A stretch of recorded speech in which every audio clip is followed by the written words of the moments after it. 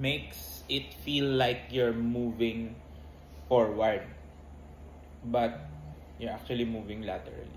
So instead of closing it up, move like this. Try it lang.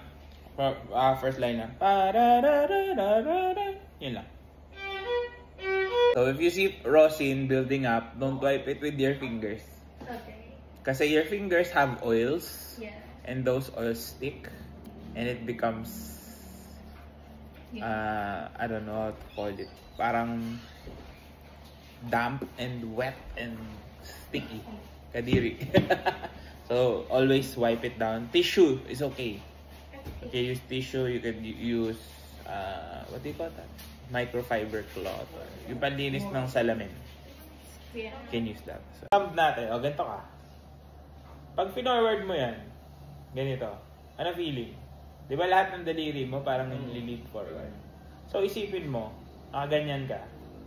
Once na ginanon mo siya, nasa likod, ano mangyayari? Ang feeling niya, hinihila niya palikod yan.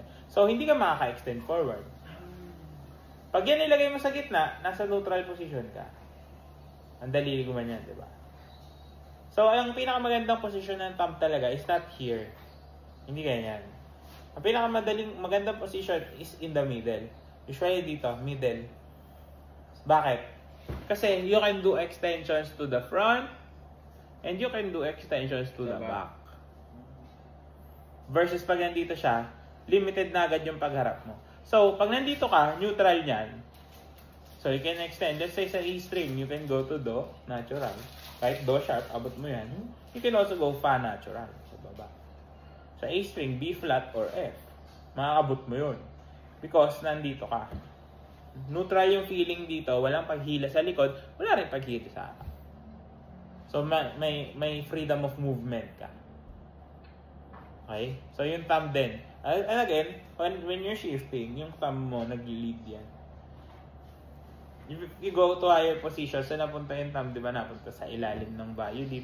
Pupunta siya dito eh. Ganito yung movement ng thumb mo. Corkscrew. It always leads. Siya rin naghihila pabalik. Sa kanya yung movements. Pati nga sa vibrato, actually, ganun din. Siya rin yun eh. Siya rin yung mag-help sa'yo para mag-keep ng mood.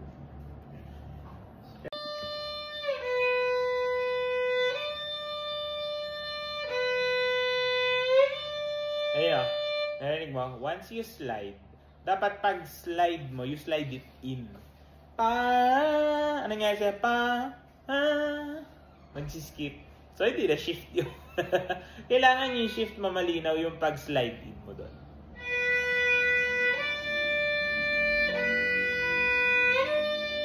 Try mo nga gawin siya in one bow lang. Para marinig mo talaga yung...